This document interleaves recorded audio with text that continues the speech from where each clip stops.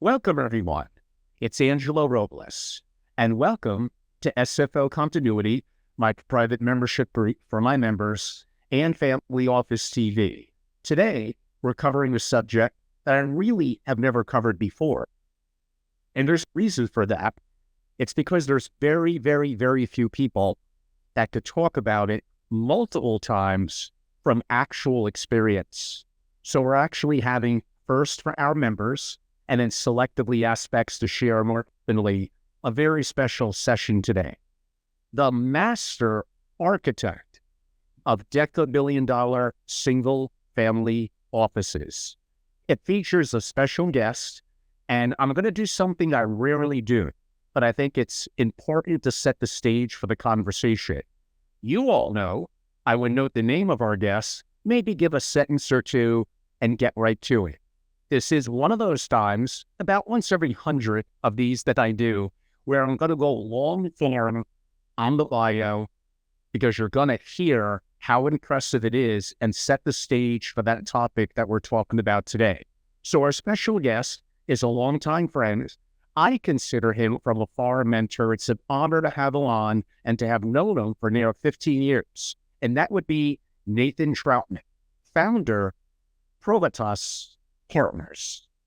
Nathan developed the reputation as a leading investment executive over the course of his 25-year career, during which he has built a top-tier investment track record.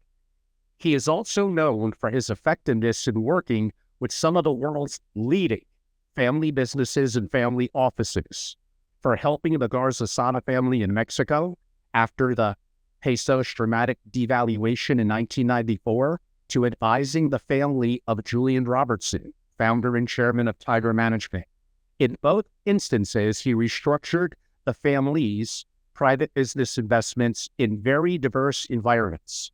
Nathan has also used his skills in managing complex investment situations of the family of Jeffrey Kent, founder and chairman of Abercrombie & Kent, where the focus was the Middle East and Africa, and Boston-based the Mullis family, founders of Market Basket Supermarkets, where he was tasked with obtaining liquidity for the family. Michael Dell's family office and its participation with Derek Jeter, acquiring the Miami Marlins baseball team, helping Mario Andretti and his family with their Formula One and Formula E strategies.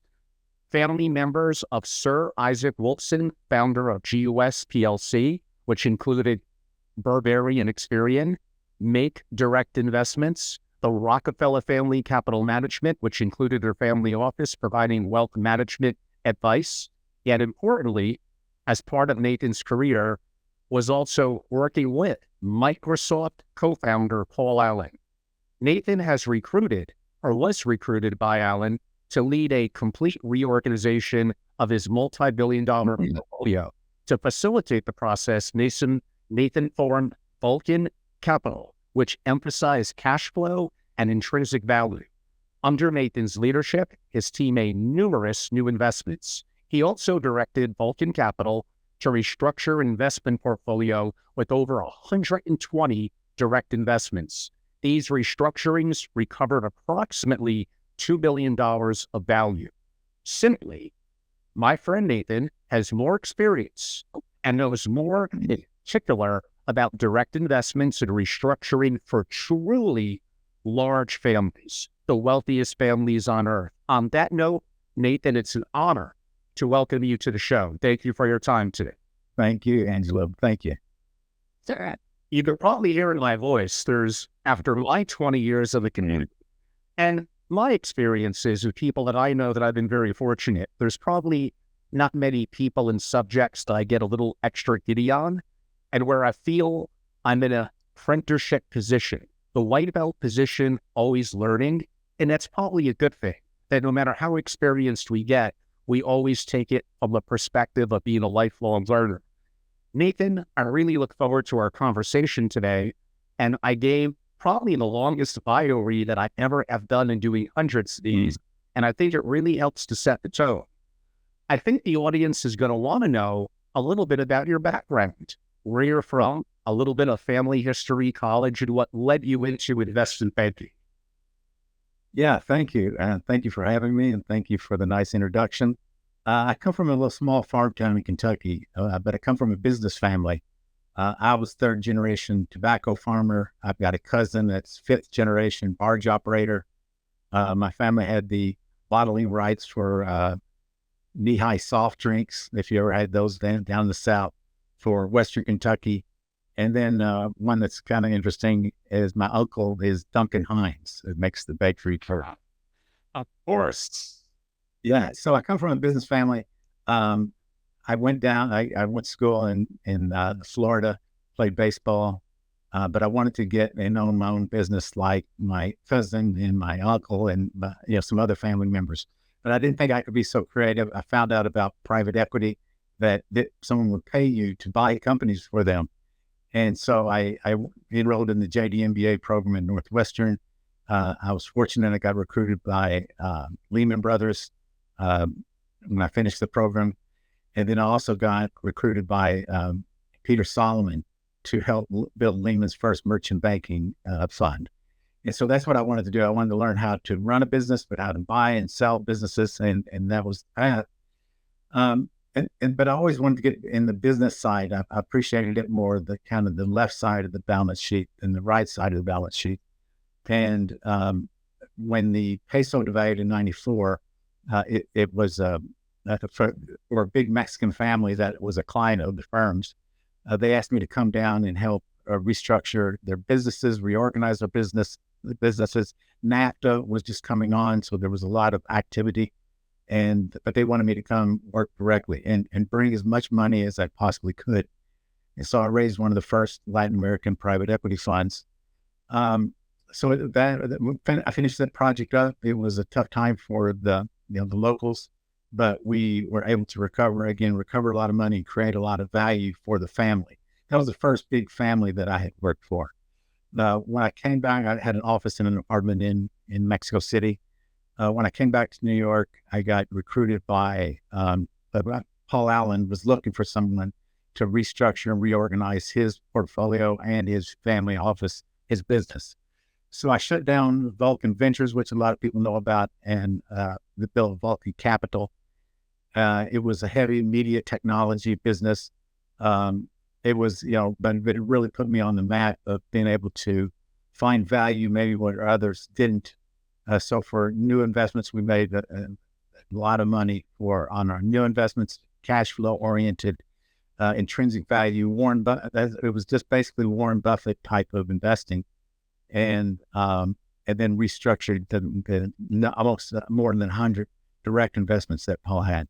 It was a great laboratory because out of 100 investments, you could find everything that was done good and everything that was done bad. If we did an autopsy on all these investments that Paul had made. When I finished the traditional investments, then I also spent time and restructured the football team, the Trailblazers and Sonics, that Seahawks that Paul owned. And so that was another avenue that then I went down later. I came back I finished that project for Paul and set him up. He was comfortable.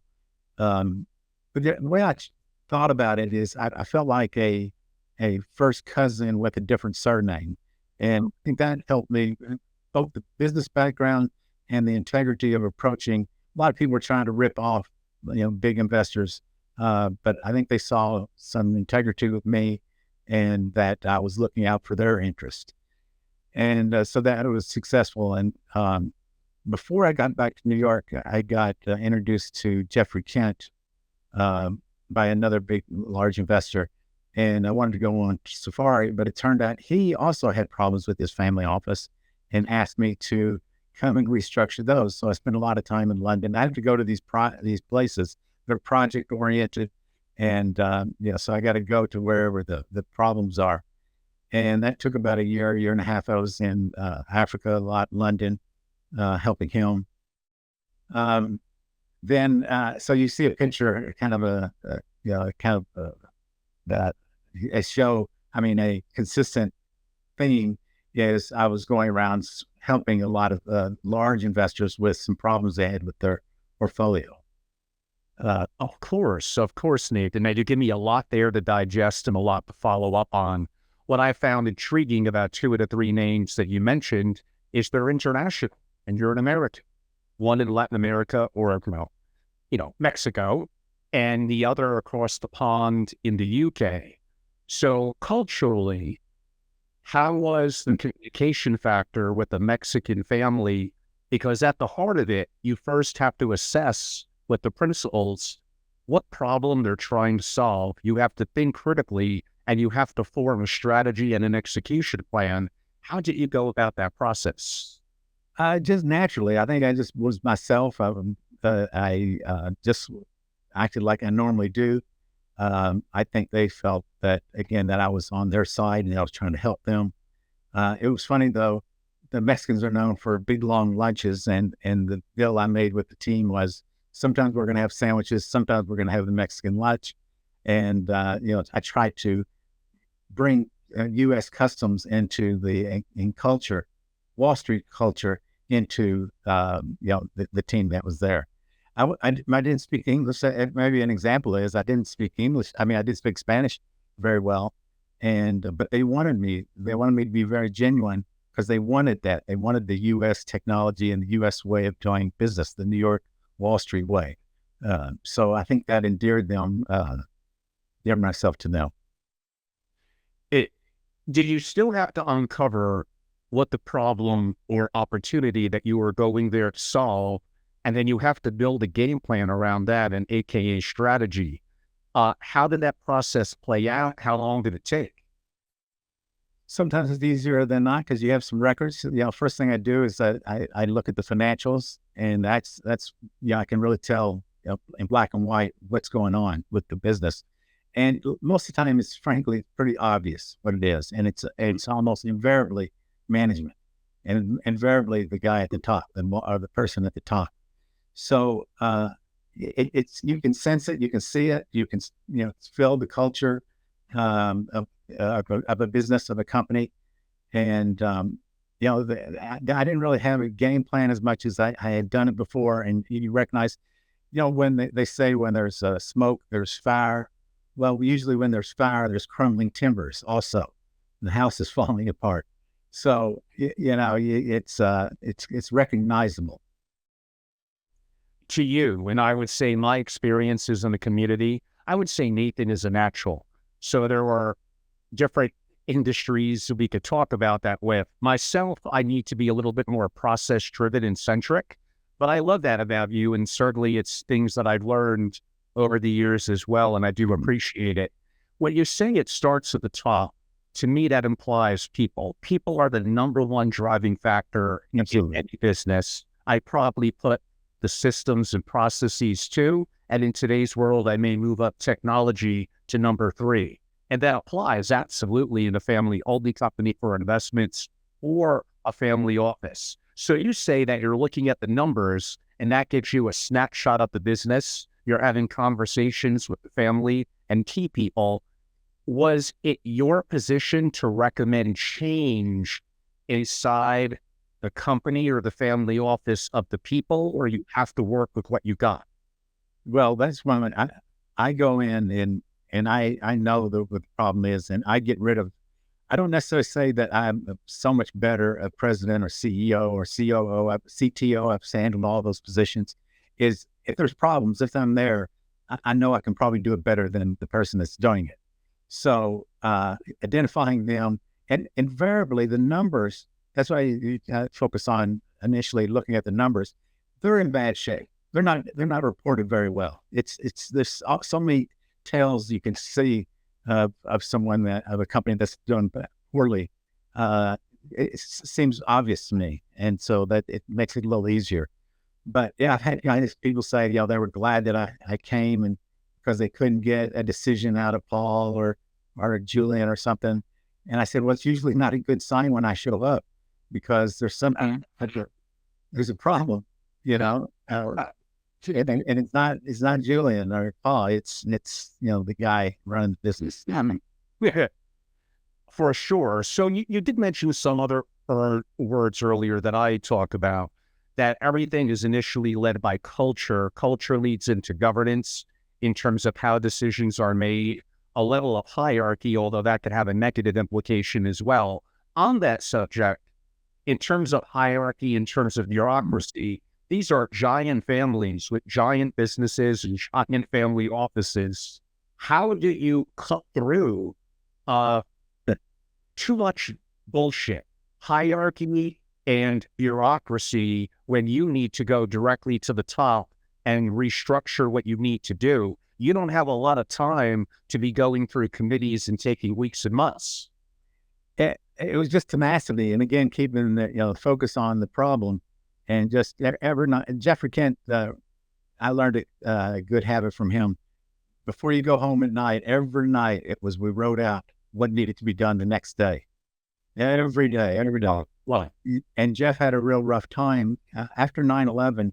British Airways stopped flying to Africa, and that's one of his biggest, markets. And so his company had a really rough time, the business performing. And so every night, that's what we did before we finished up. It's a simple task. Again, I mentioned to you earlier, there's a famous story of the guy that convinced people in hospitals to wash their hands before surgery. People couldn't figure out why there was so much infection. And so that became a task to do. And so I appreciated that. It's not that I'm not regimented and have a process. It's the process is so easy, understandable to me. Maybe it's not to you, but I know it needs to be done, and I know the little ways to keep getting there. And a lot of it's just tenacity. But it does go back. Well, a lot of people don't like restructuring or reorganization or firing people. And I don't look at it. I look at it, they're just in the wrong seat. And maybe that makes it a little easier, but it's usually keeping your eye on the prize and going with your instincts. of course, and actually, since you played baseball and I'm a sports fan, I'll give the audience an analogy. Joe DiMaggio is Joe DiMaggio. It's inherent to his DNA. And sure, the upbringing and training he got added to it, but he's a natural. There are other people that would need to be more studious, that would need to put in more work, and they'll likely never be as good, but they could go to possibly be capable. I'm someone who needs a level of the culture, the processes, the governance, and I revel and enjoy in that. I guess I'm basically saying that, Nathan, you're like the Joe DiMaggio here, and being like the second baseman, Billy Martin, but that's okay. Billy still made it to the majors and was a I'll take Yogi Berra. I was a catcher. And Yogi is from where again? Was it St. Louis? I don't know. I'm not sure. Oh, I know these things. Of course. We got some Italians like my brethren that are down in the South as well. You never know. Right. You have one of the greatest sayings I ever heard when I asked you the question, when it comes to direct deals, you kind of first have to source deals. But when you're the richest person in town, yeah, maybe sourcing deals isn't so hard after all. Yeah, that's what I always say is the guy in a little small town I came from, the guy that has the best deal flow is the guy with all the money.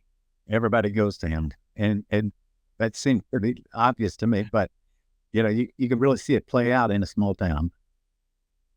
And to some of the families that we're noting on a much, much larger scale, did you find that the opportunities of sourcing deals through investment banks, through one-offs or private equity firms, to banks that are looking to unload, it really wasn't that hard? No, it's hard. It's hard, but again, you can have a big, some firms that they're prestigious enough, they're big enough, people know they have the capital, they know they can do deals. They've got, billboard signs practically. People know, where to go. And you'd much rather do a deal with someone that can do it and get it done than one that can't. So, by reputation, you can find capital and you can find deals. Side bank. And Nathan, let's just say that, I don't know, you look at 30 to 50 deals, you identify some that get some extra attention, but before you do a non-binding letter of intent and make an offer, you got to do a little bit of a synopsis, thesis, early diligence. How did you go about that? Well, I want to put an emphasis on, I think private investors and family offices have a much better advantage for investing than institutions. And people don't necessarily think that, but I think they do because they can do anything they want.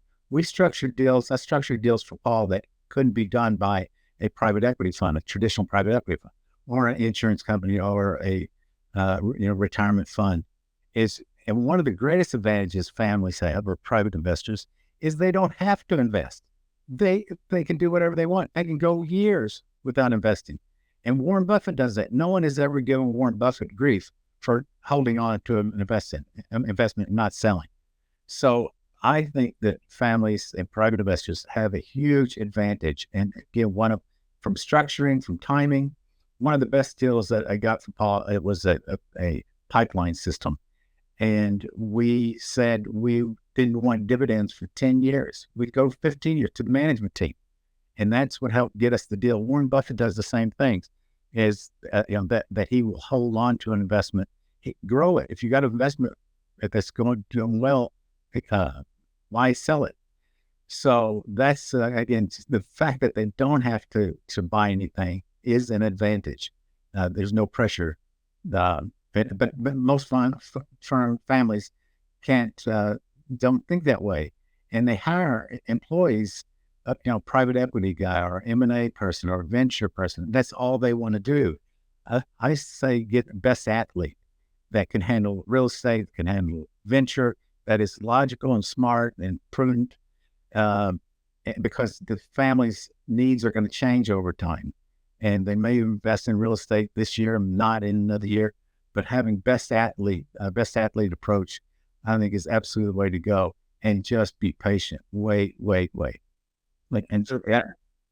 Hiring for IQ and intelligence, the ability to adapt, and as opposed to maybe specific verticals that may fall in or out of favor, not just in markets, but in the family. But you would still, like my question was, still need to do a level of what makes the cut and then what goes to the next step of at least like diligence. Well, I'll tell you that what I've done, the process I've done is just, it's kind of simple and corny, maybe is 330, 300. Is if, and you're going through using an investment committee process, that anyone had a deal that they wanted to do or investment they wanted to look at, the group is to write it up in a 3-pager. Yep. And to go to the next step. And the next step was using other outside resources in the firm. And that required a 30-pager. And then finally to go to documentation and trying to get the deal closed, that required a 300-pager. So it's that, it sounded, you said that you like very regimented and very, process. I do too, but maybe it doesn't come across the same way, because behind the scenes, I'm making sure that all these things are checked off. So. Of course, that's important. Then depending on the deal, the size of the deal, capital the family or opportunities to get favorable lending, did you then have to look at for deals? How do we finance it? Would we do all cash? Why would we? Where are we taking money out from that could be better deployed elsewhere? What are our banking relationships? At some businesses, what senior financing would take back? How did you assess all of that? Well, the market ebbs and flows on availability of capital. And so I didn't let the financing decision drive necessarily my investment decision of a good business. But there's the market is clearing at different prices for different things at different times. So I don't worry about it.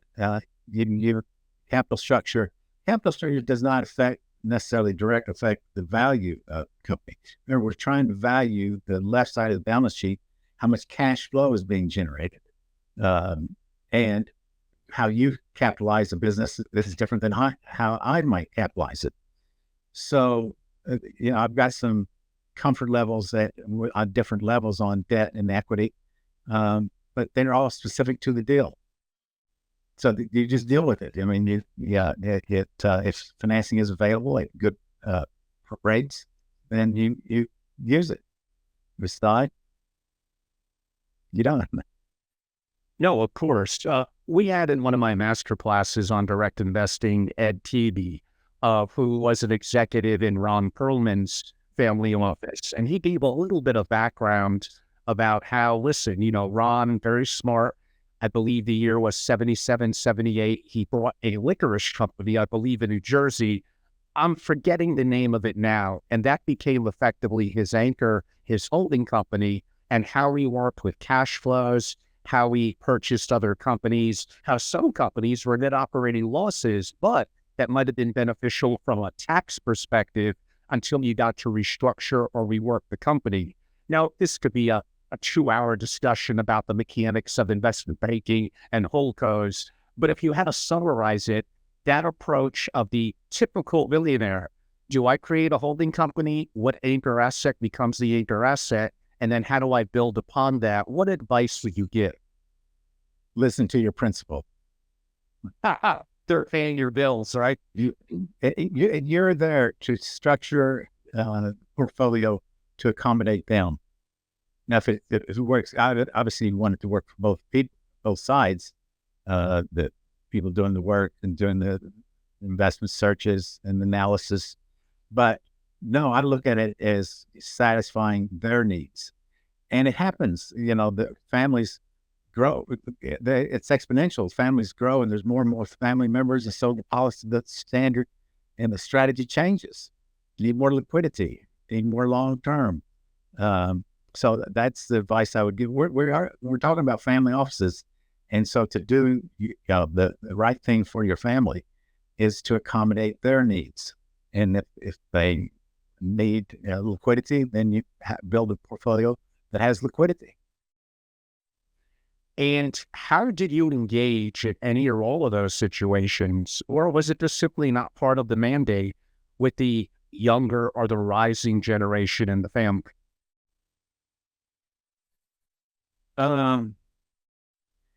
Yeah, I mean, they're part of the process. I didn't ever do anything so formal sounding, but sometimes they were involved, sometimes they weren't. Some of them liked to be involved and know what was going on and learn. That was usually the case because they wanted to learn what was going on, how the machine worked, how it was done. And I guess, for over the last 20 years, 15 years, people have become more focused on it. So it was a combination of things. I'm very transparent in the process I ran, and they want to know more information, and they would stay involved to the point of their own personal interest. They had other interests, and then they go away to school. They go, do different things. But I think some of it is they feel comfortable that their money is being properly invested and secure. Then that's a deciding point whether they want to get more involved or less involved. I mean, to me, it's pretty obvious. If I'm hyper rich or effectively a Deca-Billionaire, some people would say you have a lot of options. Why a family office and a holding company? I will say privacy, control, and customization, and then I'll say control 5 more times. Control, control, control, control, control. But of course, you're going to need banking relationships, multiple. You may have outside asset managers. It's a complex ecosystem, but to assume that I'm not going to create a family office and I'm not going to have privacy, control, and customization, and I'm going to give everything away for others to manage, that doesn't sound like the nature and culture of a billionaire. And it doesn't sound to me that that's going to have a long-term engagement of the generations of the family and having true control like Warren has did, meaning Buffett, with the holding company for many a decade. What is your opinion? Well, there's some names I can tell you of investors, famous investors that have 10 investments in their portfolio, and that's it. And they don't do any of this worrying and trying to figure out the market. They've got 8 or 9 blue chip companies in their portfolio, and that's it. And they eat Coca-Cola, Nike, Apple. You don't have to. I told Paul. I can tell you about Paul. I told him I was going to make him a sleep quotient sleep, what kind of investments will make me sleep better at night? And it's not having to worry about it or worry about the market or, trying to structure it. But there's a couple of large investors that you would think had big, elaborate family offices and with, bond traders and doing all the, different type of analysis. They don't worry about it, and they sleep at night, and they're doing absolutely fine with their portfolio. I mean, right? I mean, they're totally liquid. They know what they own. And let's talk a little off the record, kind of for a second. In blocks of 10 years, they're probably going to be net of fees, 90% of asset managers, and they're liquid. It's amazing. That's right. That's right. So, Warren does that every year. He shows that just buying an index fund. This family has to do specific stocks, but there's a lot of people that just hedge fund. Buy a a fund that and just let an index fund and let that be your investment strategy. Yeah, it's hard to believe that billionaires are doing that, but I've seen the same thing. It's absolutely true. Now, they may have a larger staff and what they may deem to be a true family office servicing the lifestyle needs, the philanthropic needs, and the accounting and other minutia that is non-investing centric. But the investing side for some Deca-Billionaires is sometimes shockingly straightforward and simple. Yeah. What I've said to a number of them where we moved the portfolio, the strategy, is I said, only do what only you can do. Meaning you can only get that deal because of something special, access, technology, your insight into the business. I want to be the only person in the conference room striking a deal. That no one else can do it because I got holding power. I've got a lot of money, a lot of different reasons, and so they just wait for that opportunity, wait for the unique one. This is a lady sounds corny stuff, but if my mother can buy it, I'm not interested. And my mother can buy a lot of these strategies and professionals that you're talking about. So I think it's worth it. As if you are a big family, you can do it. You have the resources to just wait for the one and look for the ones that you can add value to, that are unique to your ability to get that asset. And then you like I say, you've seen examples, then they just wait, sit back and enjoy life. Now, Nathan, what have you seen with the richest of the rich, what I define as the Deca-Billionaires? Although in today's world, you could be worth $100 billion and not even make Forbes 10. I believe there's 17 individual families at 100 billion or more. So the bottom of the barrel, number 400 in the Forbes 400, it may have adapted in the last week with the markets being down, was ballpark about 7 billion. So wealth at the top has certainly been exponentially growing. But my point is, how have you seen the richest of the rich that elect to become LPs? They're willing to give up control. They believe there may be some alpha with a talented manager, but they're giving up control, some of the tax control. Now, they may be at a point where they could pick up the phone and just directly talk to the FGB. Did you find that they acquiesced and did that, or did they want to have complete control of a private company or totally liquid in public markets or treasuries so they could see, feel, and touch it and get in and out if need be? No, it runs on a continuum. Some yes, some no. It was all personality. I found it's some were just more conservative. Some wanted to get involved, because of technology. I mean, with Paul, we had a tech group that was inventing product for Vulcan's use. I mean, we had iPhones and iPads, long before it was available in the marketplace. So that, and that was Paul's strategy for investing. But these, it just runs the gamut across the different options, and it just is personality.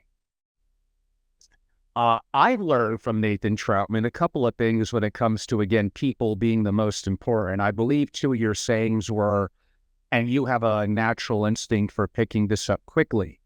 One, can I trust you? And two, if I were to move on, would you have the capability to move up and effectively do my job? Maybe even do it better. So you're looking to hire talented people in the organization or restructure them that you could trust. Is that easy or is that more? Well, it's actually hard it was more than trust.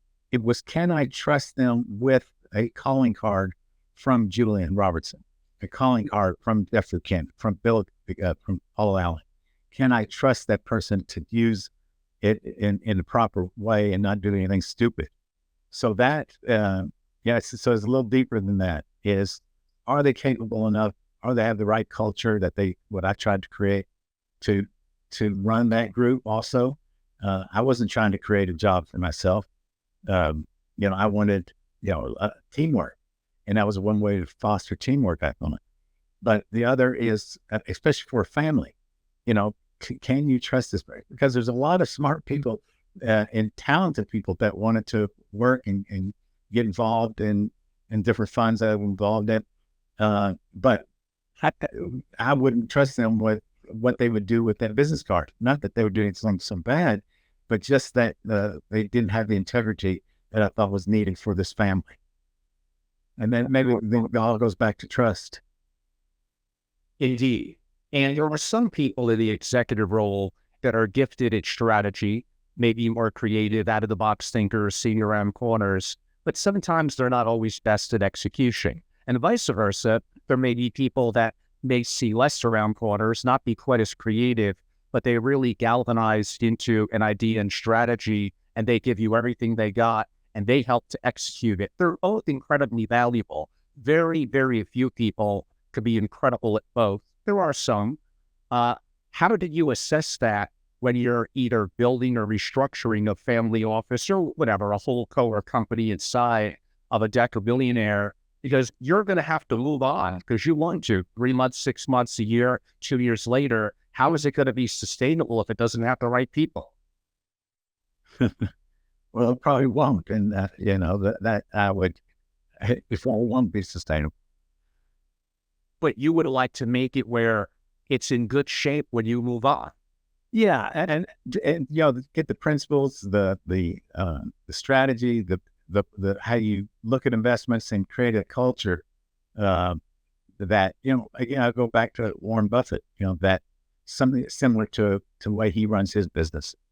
But I don't know that you can, I think though the culture you can change, and if you do it the right way, people are going to stay, because there's still some same people that worked for me and I hired that are in those positions. It's the right way to do business. Nothing wrong with this, Nathan. My next question, which relates to that, but people are often motivated by money. So is it fair to say that the family needs to compensate them well? Absolutely. And possibly give them, depending on the investment strategy, carry, if not equity or phantom equity? Yeah, absolutely. And you can do a lot of things. I can recreate any type of institutional compensation scheme. I can create a hybrid or a phantom stock, because that happened in a situation for me in New Zealand. I was buying a company. I need a winery for one of my clients and one of my relationships. And, but I had to try to steal him from a big wine company where he got stock and he got options and all these things. And so I simply just created the same with phantom stock. I created the same type of motivation that he got at a big corporation working for a big wine company. But I've done that a number of times. But people will do what you compensate them to do. So you got to be smart and careful and craft it the right way, because you just got to do it the right way. But one of the mistakes people make about compensation with golden handcuffs and all these different things that I'm talking about is they don't put flexibility into it. You've got to do that because things change. And again, people will do what you pay them to do. And so if you don't need liquidity anymore, and you've got a little different strategy, you got to modify the compensation structure to accommodate that. But it's hard. It's people, because you got different forces going on. You got the employee that's trying to get the best deal and make the most money, and then the family that's sponsoring them. But again, if you hire people with integrity, that they ought to be able to work that out. If you've got enough real estate, you got to be careful that the guy is not still trying to buy real estate, one of your investment professionals. So that makes sense. But then the question becomes, if they're compensated with the expectation you're going to continually buy over multiple years real estate because it's in their benefit and they have skin in the game, and things change or way, it needs to be adaptable. This is life. There may need to be an extra opportunity. This is probably more art than it is science. Compensation, very important. That's right. I've used the same compensation consultant 4 or 5 times, and it is a little bit of an art, but it's what makes sense. Does it make sense? Is there the balance of power proper in the compensation arrangement? Of course. And at the family office levels that you're talking about, you're going to want top level people that honestly have other options. It may be some banking, maybe real estate, maybe private equity. I know family offices have become sexy and cool to work for lately, but it's got to show that you have the capital that you're willing to deploy. And if they're extremely successful or have great desire to be, you do need to get creative on the comp, and to think that talented people are not motivated by comp, especially investment people. I almost would look at a talented investment professional that is not motivated as much as they should be by comp as a little bit of a red flag. Especially if we're going to have some equity and skin in the game, I want them to be hungry. But that does lead into the next topic, and it's an intriguing one in the family office world, and that is the subject of an investment committee. What have you found some of the incredible people that you work with, and what has often worked best? No, the 330-300 logical, methodical strategy, and if I can't sell it to an event, one of the relationships I've got, then it's probably not a good idea. If it's not compelling enough, I think you got to be more than compelling working with a family.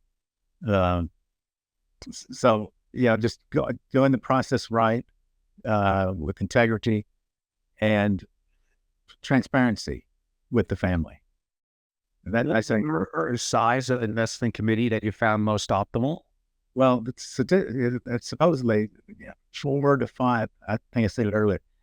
The decision makers should be 3 to 4 people is all, but then have it available, transparent. The process transparent, that a cousin or daughter or can watch and see the document and more observe, committee observe, of course. Yeah, but it's got to be formalized. But what happens, Nathan, when you come across an opportunity that you identify that we need to move quick, and the investment committee for weeks, we don't have time? Did you just go right to the principal? You got to grin and bear it sometimes. I mean, there's the good and the bad of that. So the flexibility that I talked about, that you can do anything you want. You can structure a non-dividend paying, 20-year prohibition against dividends. You can, you don't have to invest in all this, but there is the other side of that coin. There was I don't know, it doesn't matter how it was, but XM radio was some, we looked at that to make an investment, and we knew all about the industry, knew everything about it, spent 6 months analyzing it, and the principal, he didn't want to do it. So that's it. But hopefully, you get the next one done. But it happens, and you just got to grin and bear it. That's one of the disadvantages of working for a family office. But I think the advantages of working for a family office outweigh that. again, like the liquidity of being able on the other side, we spent 6 months analyzing it, but they were more responsive on something we needed, tomorrow a decision on. So, And how did you integrate and work with, or did the principal or the team have them already in place? No family office, even one for the richest person on earth, could do everything internal. They might even get a little siloed and have groupthink. So you are going to need some level of side investment banking, legal, accounting, tax auditing. Did you find that more your responsibility to coordinate, or did the family, the office already have that set up? it was a combination of the two. I was surprised how undeveloped that network, that's an infrastructure was for investors. There's a number of different firms that try to do it, but all of my situations, I did not outsource that much. One of the reasons was for privacy and confidentiality. And so if we're talking about 50, 100 million, there's a different situation, and there's some product out there. But yes, it was working in conjunction with.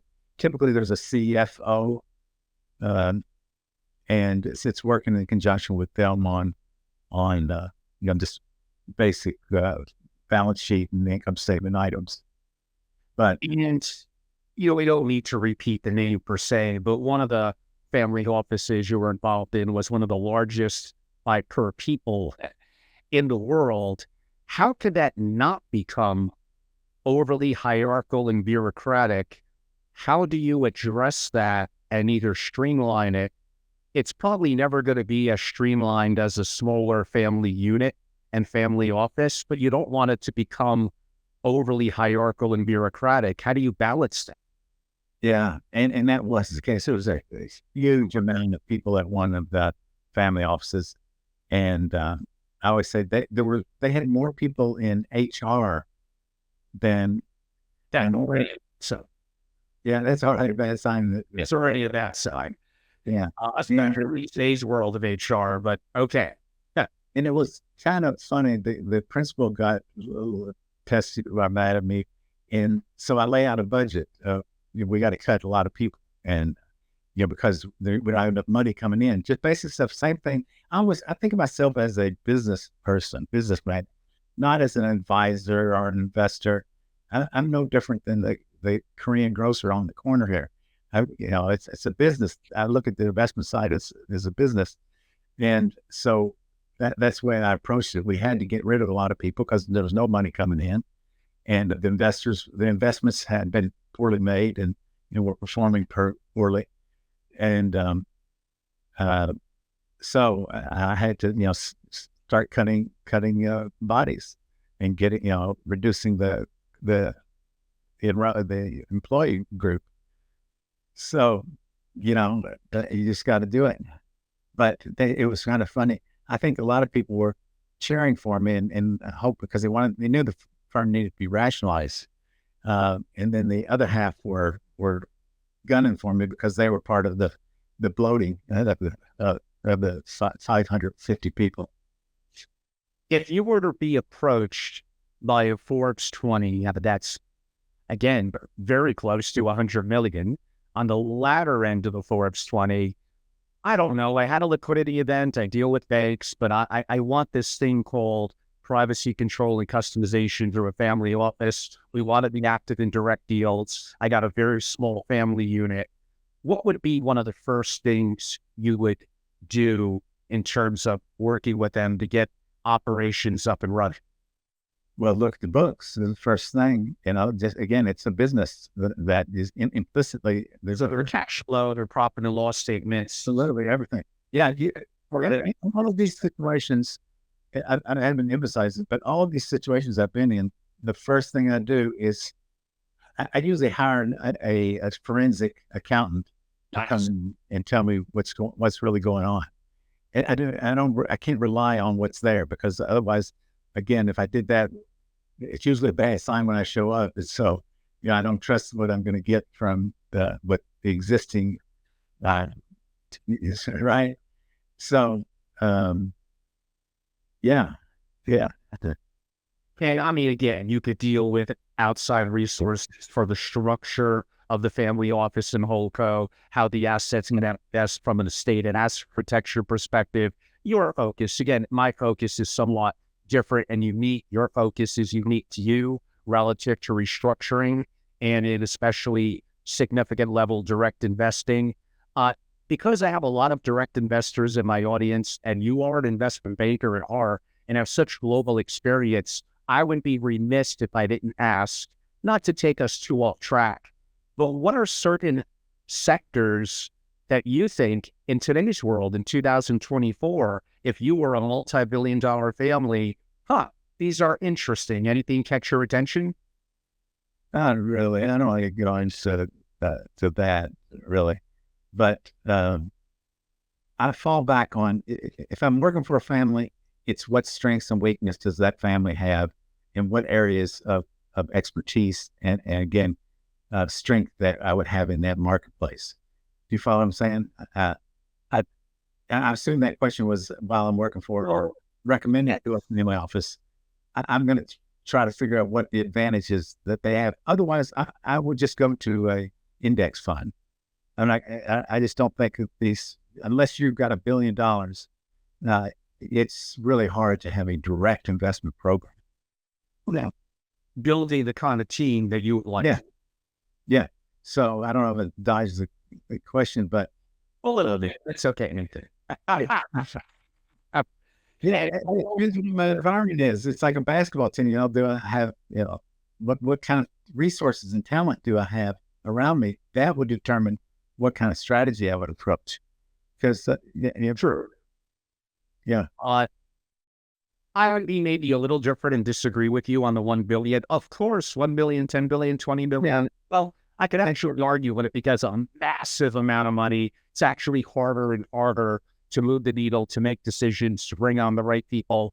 But I would make the point, I think, and I'm living a little bit of it myself, that sub $1 billion, you can actually do more damages than you think. Look at what you may be paying in 2 and 20. Look what could be diverted into your own internal team. Get creative with a comp consultant. You'll be a little surprised in terms of what you could do.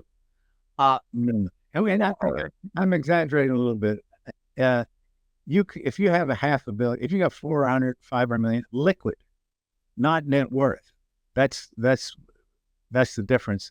And when I said $1 billion, that's kind of a net worth. That's not liquid. So I think if someone has 400 or 500, but there's ways to replicate that again with teaming up with another family. So there's a number of ways that you can get back to that advantage I've talked about.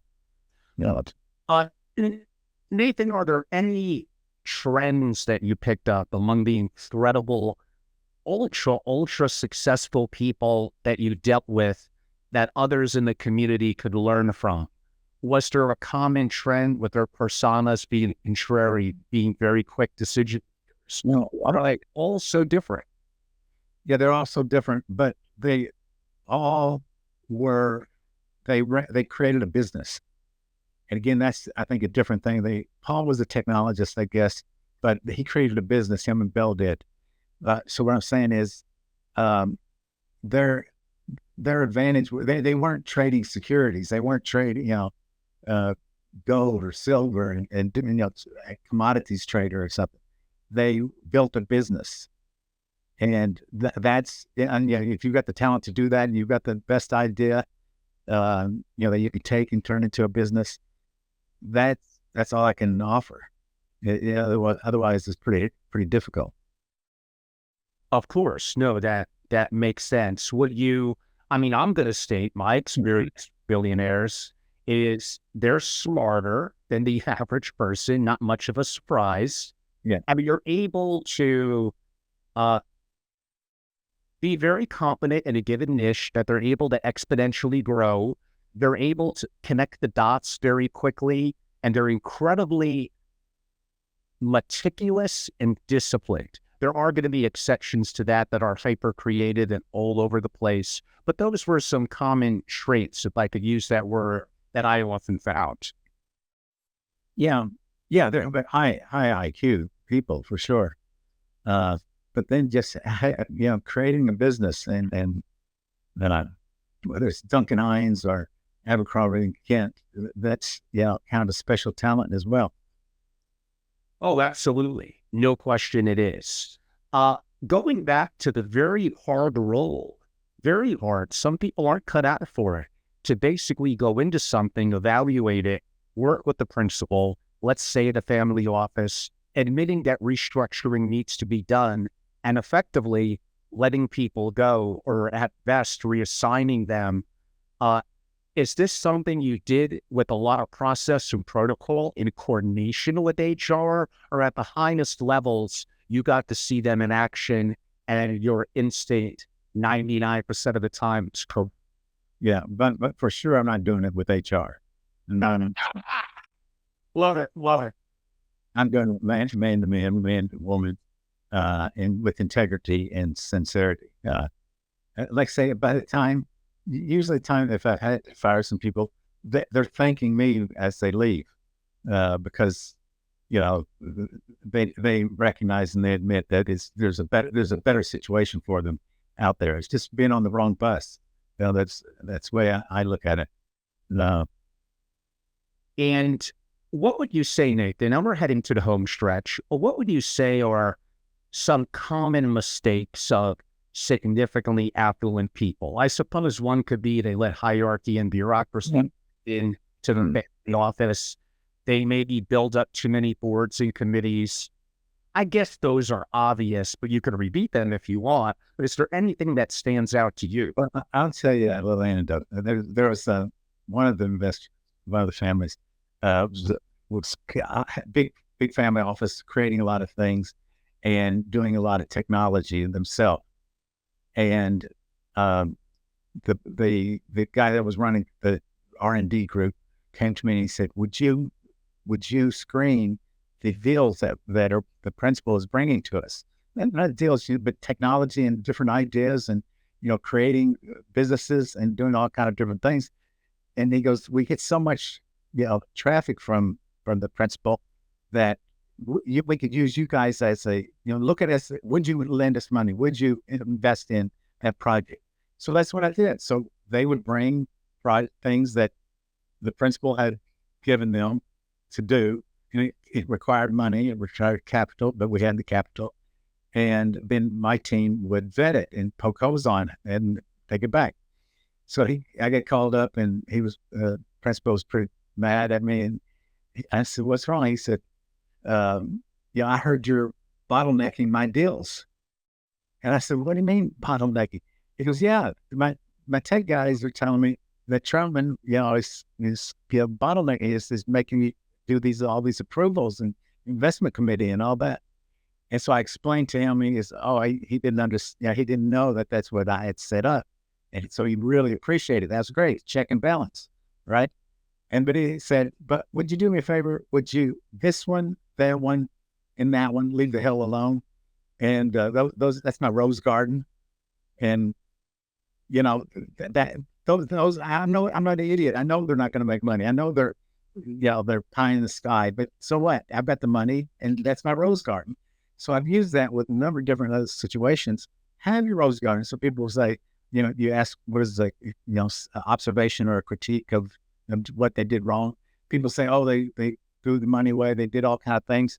If you was working for them, if you can put discipline in that process, let them do whatever they want. Let them enjoy their money, but put some disciplines onto it. And that's what we did. And it became a little catchphrase. This is my rose garden. I can afford it, and I want to do it. And so, yes, I want him to do all the rose gardens that he can. But the way I do that is, be prudent on what he's doing, and make sure he doesn't waste money on, projects that they're doing, that he likes to do. You're the people to introduce me to that term a couple of years ago, actually, and Nathan, it stuck with me, and I agree. These principals are going to have some passion projects and things that they scratch our head, and they may make up a tiny percentage of the portfolio. It gets them engaged. It makes them happy. If it loses money, it's not going to take them down.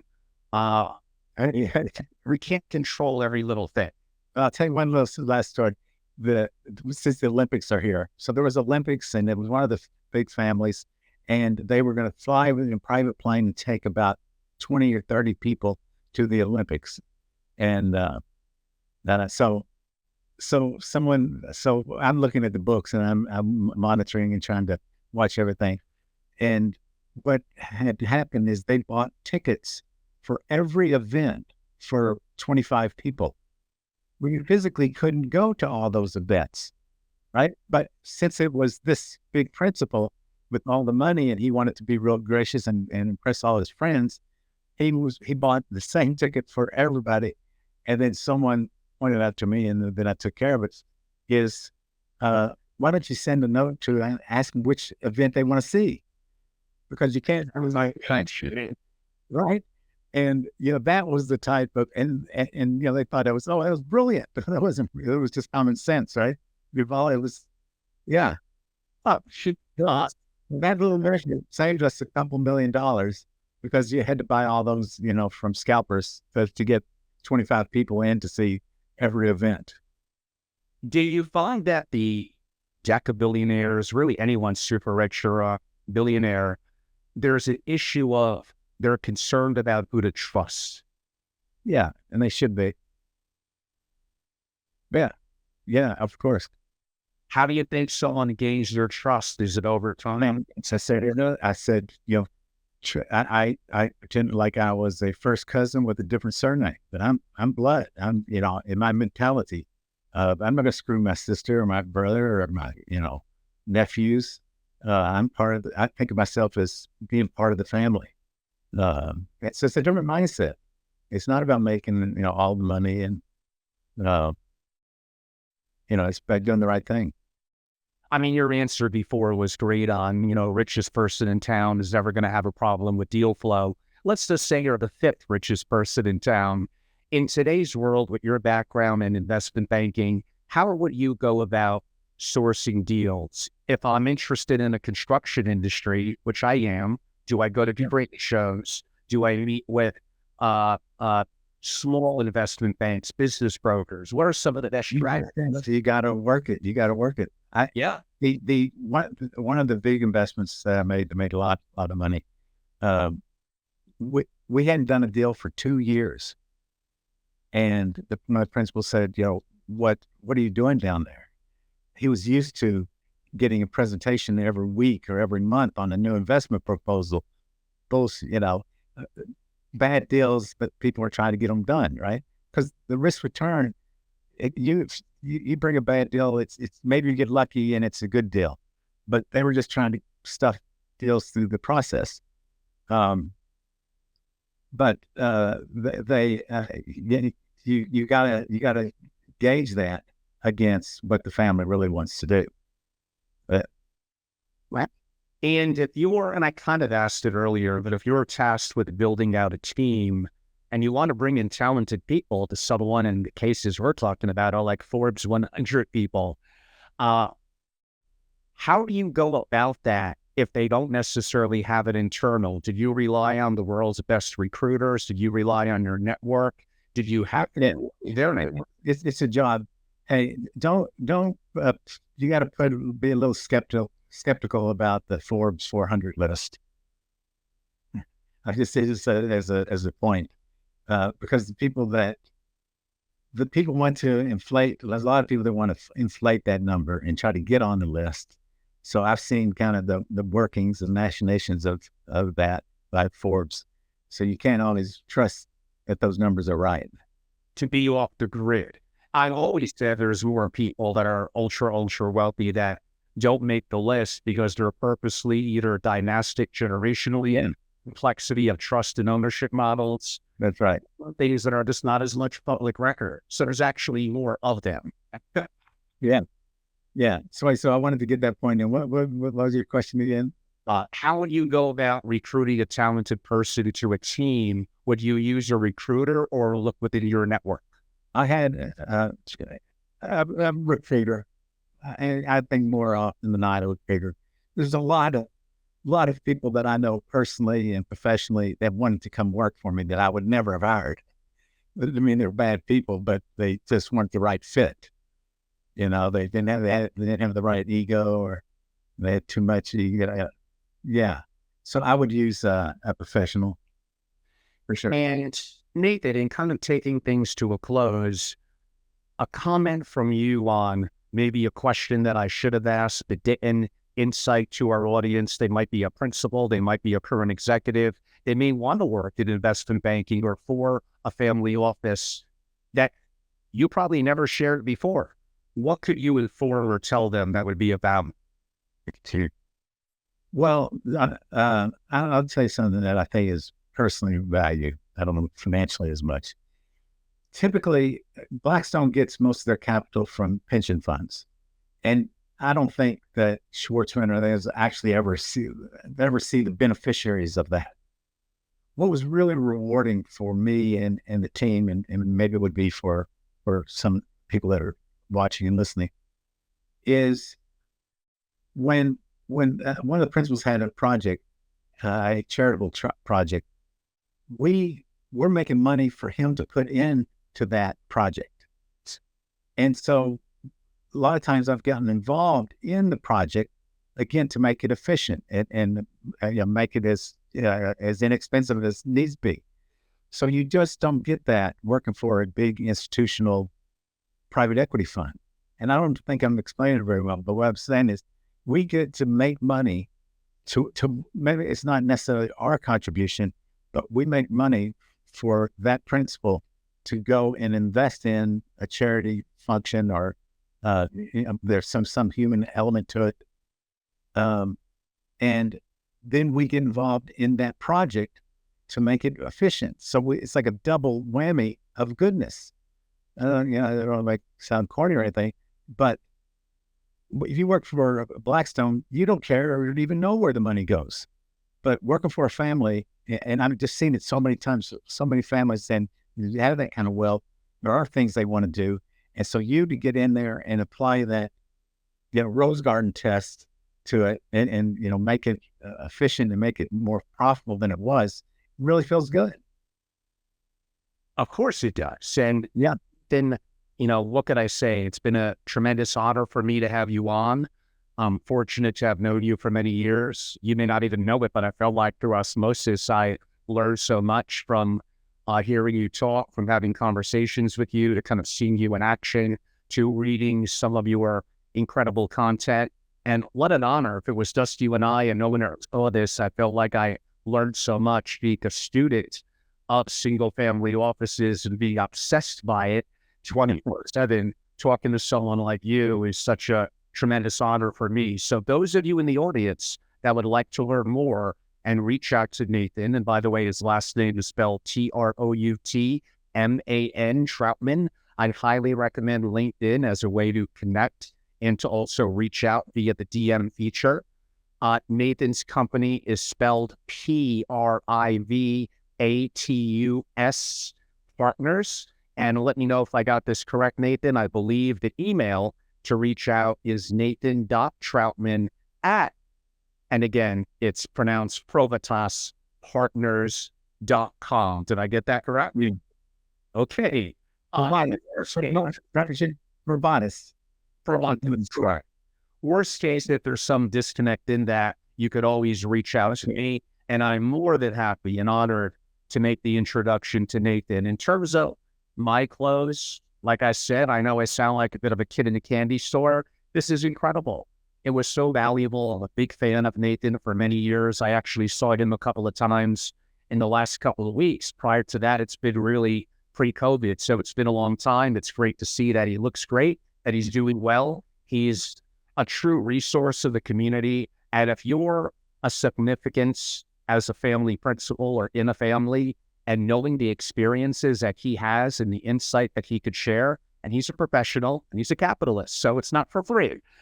It's an opportunity to engage, and what he's done in his career in direct deals from a global perspective, I don't know, like so many families just don't realize the obvious. And Nathan is not someone that makes the circuit as is on family office events and podcast. He's pretty discreet and low key. I'm not even sure if he's ever done a longer form podcast like this. Never. I'm greatly honored. I appreciate it. So again, from my perspective, everyone, I'm Angelo Robles. I'm the founder and host of Family Office TV. Go to YouTube. I have 2 channels, at Family Office and at Family Office TV. I myself am also very active on LinkedIn. And go to angelorobles.com, which would simply be my website, which shares my information on my membership model for founding members at SFO Continuity. And I've been very blessed and fortunate. And Nathan has attended some of our social and intimate gatherings. And I hope to have him speak in person to a private lunch that we could host in the coming week for my members. And I also consult maybe some different perspectives here and there from Nathan. And not to say that I wouldn't bring him in as part of my dream team on specific and unique circumstances, especially larger scale families. So I'm obsessed by it. I love single family offices. It's my life. And I'm very fortunate to be in a position that I'm in and the opportunity of interviewing someone like Nathan. So you all know how to reach me at angelo@angelorobles.com. I look forward to hearing from you. Nathan, it's been great to connect. Thank you. Did you Thank you on this. And I look forward to seeing you again and again in the coming weeks. And for my members to in person interact with you and to give you the opportunity to share some insights in person and their questions specifically on building out, restructuring, and direct investments in the family office. This has been awesome. Do you have any final message, Nathan, to share? Not really, except for one. All of these relationships have been in the right place at the right time, but I've never promoted myself. They came, I got introduced to investor, and then that person introduced me to, Bill Gates introduced me to Jeffrey Kent, and then Jeffrey Kent had a relationship with Julie Robertson, and so it's been while there's a lot of Forrest Gump in there, it's been nice. It's been nice that it's been through introductions, and it makes you feel good that someone would pass on the referral, if you will. Well, that is something that you earned over the time and your decades and the quality of your competency and your work. Again, it's an honor to have you on, and I look forward to our further engagement. Thank you so much. Thank you, Angelo. Bye-bye. Thank you.